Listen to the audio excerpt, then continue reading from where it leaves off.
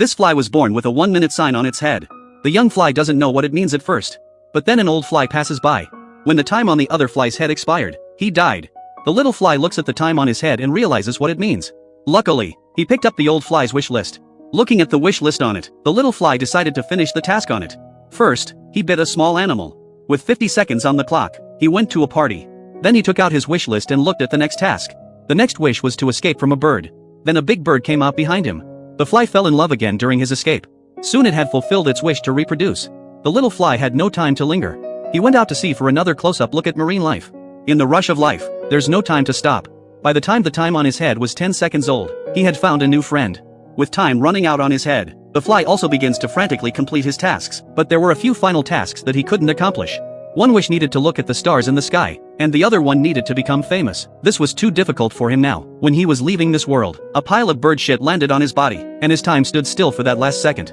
At night, the fly finally fulfills its wish to see the stars. Thousands of years later, it became a fossil, for people to see and fulfill their wish to be famous. This wedding cake was cut in half.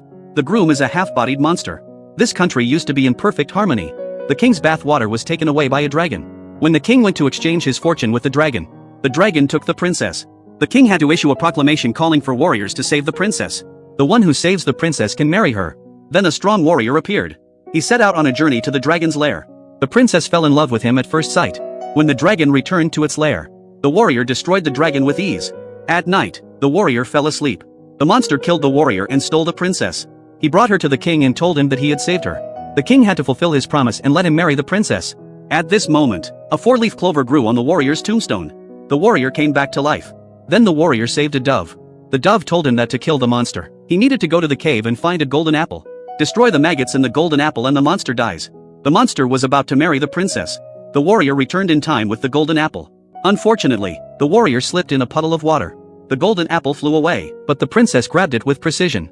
In the end, the princess killed the maggot with her foot. And the monster died.